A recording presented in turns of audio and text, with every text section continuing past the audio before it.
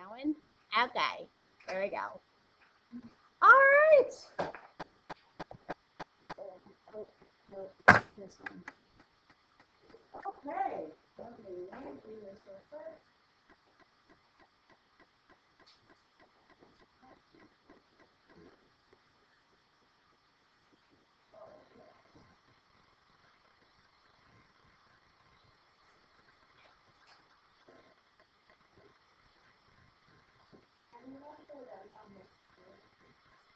What's up? Oh, after I'm done like speaking, when you guys look at instructions out there, okay, here we go. So the types of numbers that we were talking about, right? They're all real numbers, with the exception of one type. When it comes to numbers, right, you kind of pigeonhole it into the most exclusive group that you possibly can. So the most exclusive group of numbers, the smallest group, are the natural numbers, aka your counting numbers. Yay. When you start counting, you start with the number 1. Yeah, 1 and up. 1, 2, 3, 4, 5, right? It does not include 0. Nobody counts 0, right? So for example, 1, 2, 3, 4, 5, those are your natural numbers. Notice they're all positive. Yeah, they're all positive. Okay? Yay. Okay. After the natural numbers, if you include 0 on that list, 0 means that you're talking about the whole numbers, yay? Now these letters here on the side, those are just the symbols for it, so if you want to do shorthand on them, you can just use W for only and for natural. The circle that's on there is at the bottom of your chart. You can fill it in as you go.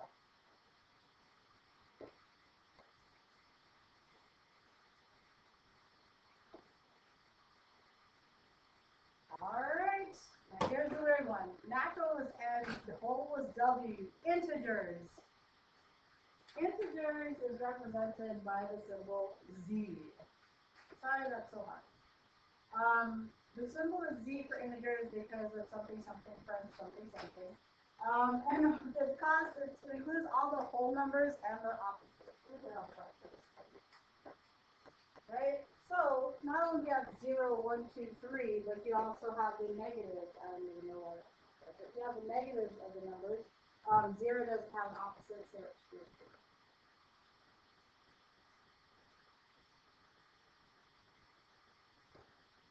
Okay, notice none of those groups, right, with natural numbers being the most exclusive and working their way out of it, none of them had any decimals or fractions.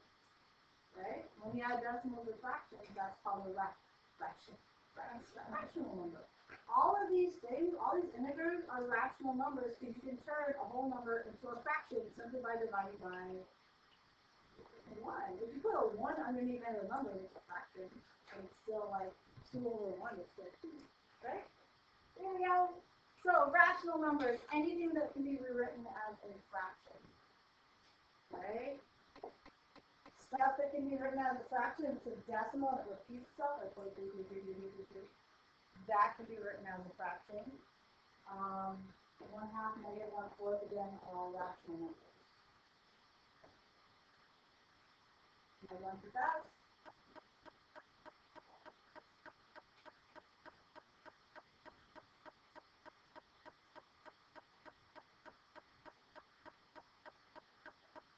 Okay. What's the opposite of rational? An irrational number cannot be written as a fraction. Like pi. Oh, there's rational numbers. Here we go. Like pi, or the square root of 2, or the square root of 70 that we saw. Those decimals just kept on going forever and ever, and you couldn't guess what the next number was unless you tried to calculate it.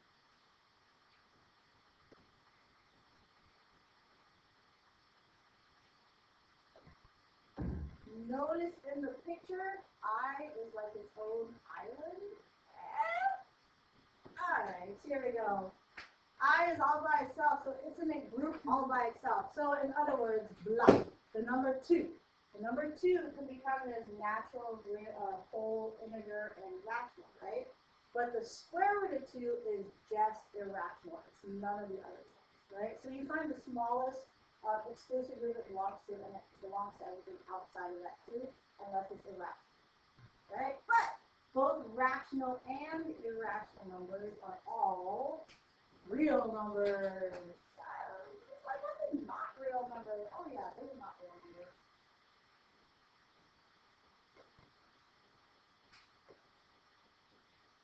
Okay. So when it's asking for this one, every number that you're going to see other than this special kind is going to be a real number. Does anyone know what the not real number is called? Do you? Oh, good. It's imaginary! Exactly. Why is it imaginary? It's not real. It's not real. Can you give me an example of imaginary number? What? Can you give me an example of imaginary number? Nope. What can you not take the square root of? That's right. A negative. Yeah, like square root of -1, square root of -5. Right? So that doesn't make any sense. No number times itself is equal to -1. Right? So the imaginary number is the only one that will belong to this. Yay! Yay! Alright, here we go. Okay. Here we go. What number set does it belong to? So let's take a look at this. Alright. What do we do first in this problem? Yeah, 5 minus 7, which is 2 times 3 is 6. So -6. What is the smallest group it belongs to?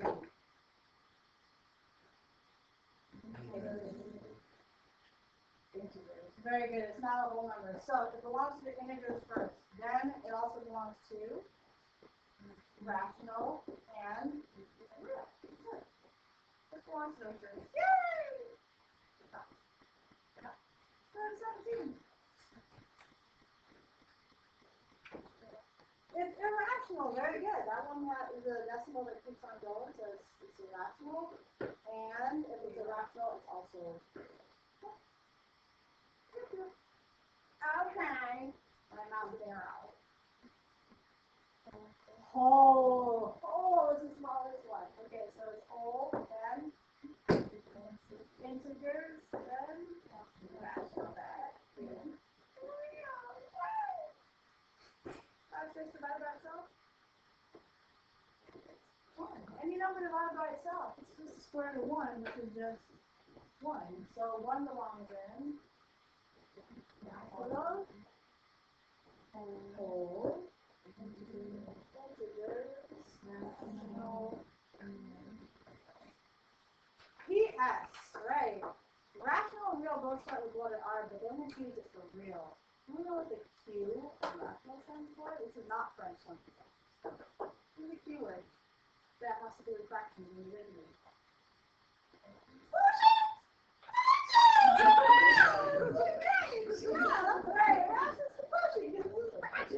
Okay.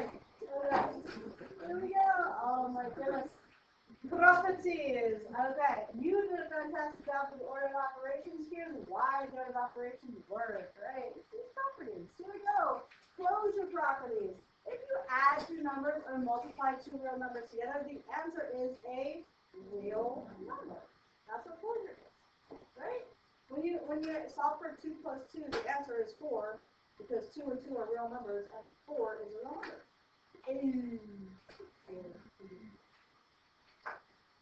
Yeah? So those are a couple of examples of it.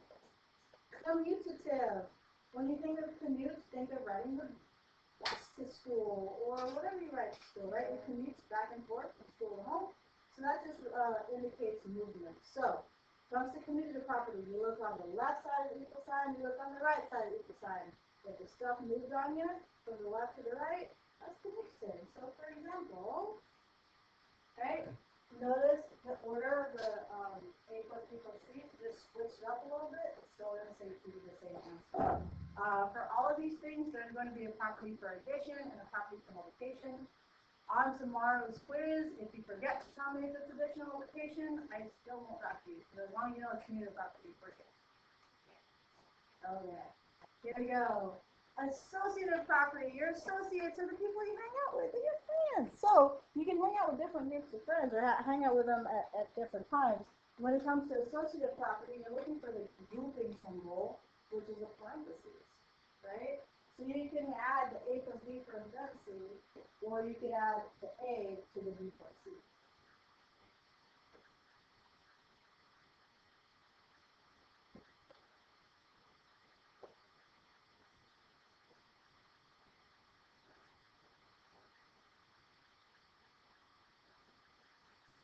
Okay? All right. Identity is what you see when you look in the mirror. Hopefully you see yourself. That'll be a good thing. Otherwise, you need to move in your house. It's positive. So, in the identity property, what do you add to a number to get that number? 0. And when you multiply to it, 1.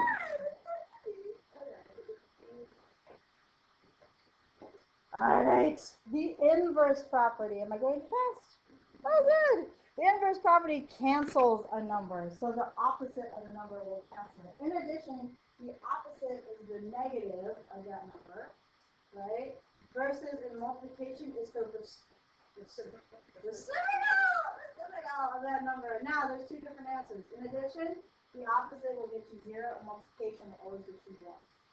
It's the same thing as dividing a number by itself. Okay? Okay. All right, everyone's favorite keyword, distributive. Someday it'll be domain and range. No. All right. Okay, for distributive property, here we go. Yeah. Basically, just distribute when you have a group and hit multiplied by a number. Remember, in order of operations, multiplication comes by addition, so you multiply it. Here we go. The person sitting in front and behind you is your partner today. Turn that person. I'm so glad you're here. Okay.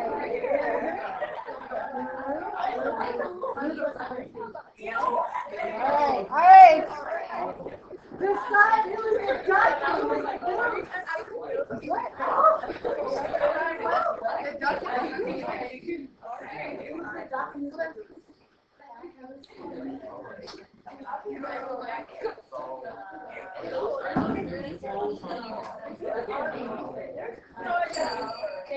All right, here we go.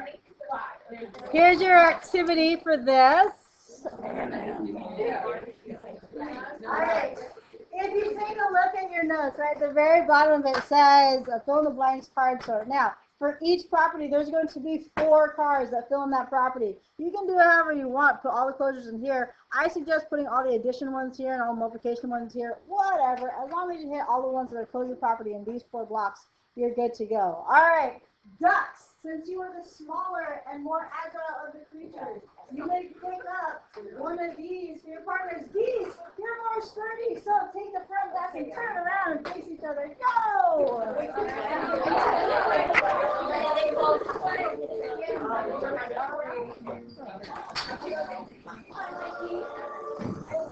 Oh, shucks.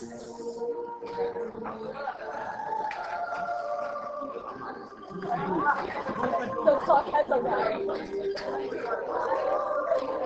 Sorry?